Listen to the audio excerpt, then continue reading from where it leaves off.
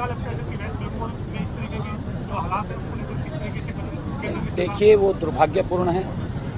इस प्रकार के हालात नहीं होने चाहिए, क्योंकि वहाँ की सरकार ने लॉ एंड ऑर्डर की जिम्मेवारी वहाँ की सरकार की होती है।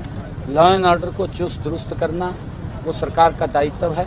परंतु दुर्भाग्यवश मैं कहूँगा कि अपनी वोट बैंक की राजनीति को सुरक्षित करने के लिए एक ऐसे लोगों को बलि चढ़ा देना, ऐसे लोगों को वहाँ पर उनके घरों को तबाह कर देना, उनको आगजनी के हवाले कर देना, ये दुर्भाग्यपूर्ण है। ऐसा नहीं होना चाहिए। इसका जिम्मेवार अगर कोई होगा तो वहीं की सरकार होगी, क्योंकि काबू लॉ एंड ऑर्डर की व्यवस्था रखना तो सरकार का दायित्व है। अरे वक्फ बिल आया है, वक्फ बिल के अंदर कौन सा किसी की जमीन थोड़ी खोस ली गई।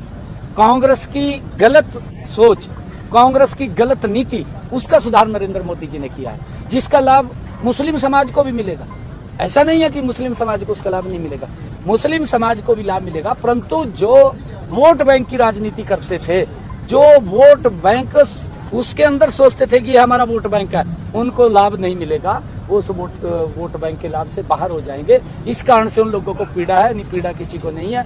ये मुस्लिम समाज के हक में भी है, देश के हक में भी है। सीएम साहब, एजीएल और नेशनल हेराल्ड में जो सम्मन हुए कांग्रेस नेताओं को, उसको लेकर के कांग्रेस पार्टी लगातार विरोध प्रदर्शन कर रही है। हरियाणा में भी किया और पूरे देश भर में प्रदर्शन कर रही है। आप कैसे देखते हैं कि जो सोनिया गांधी, राहुल गांधी, रॉबर्ट वाड्रा, उनको जब बुलाया जा रहा है? देखिए, कांग्रेस लगातार कंटिन्यूटी में तीसरे टर्म से बाहर है।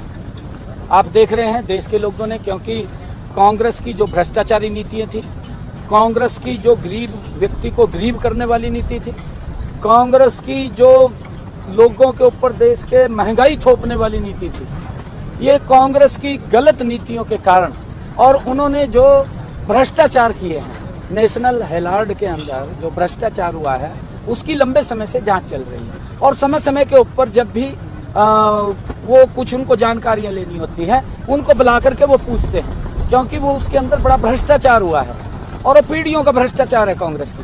कांग्रेस के लोग उसको दबाना चाहते हैं। वो तो आज भी ये सोचते हैं कांग्रेस के लोग कि हमारी सरकार है। भाई, हम 3 प्लान से बाहर हैं, अब थोड़ी सरकार कहाँ है? आपने जो भ्रष्टाचार किए हैं, लोगों के ऊपर जो अत्याचार किए हैं, अब कोई ना कोई तो पूछेगा। इब केजरीवाल भी ये बात बोलता था, कहा जी राजनीतिक द्वेष से मेरे ऊपर कार्रवाई हो रही है।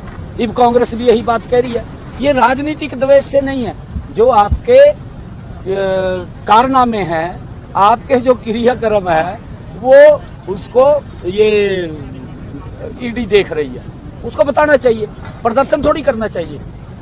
मैं कांग्रेस के लोगों को कहना चाहूँगा कि राहुल गांधी को और उनको समझाएं जा करके, और ये कहें कि जो वो जानकारी मांग रहे हैं, वडेरा साहब, हमारे तो हरियाणा में तो वडेरा ने जमीन का ख्याल करा, 2 रुपए की जमीन और वो 2000 करोड़ रुपए में बिक जा।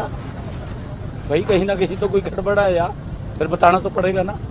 ऐसा थोड़ी है कि आंखा बंद करके बैठे सारे। ये तो आज भी ये सोच रहे हैं कि हमारी जो सरकार है।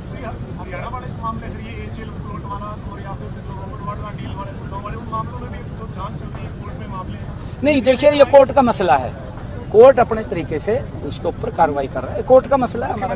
लिंगानुपात को लेकर आप खुद जो है वो पूरे इस मामले का संज्ञान ले रहे हैं। मौजूदा समय में जो प्रदेश का लिंगानुपात है काफी चिंताजनक स्थिति में। अरे कहाँ चिंताजनक मेरे यार, कमाल कर दिया आपने भी।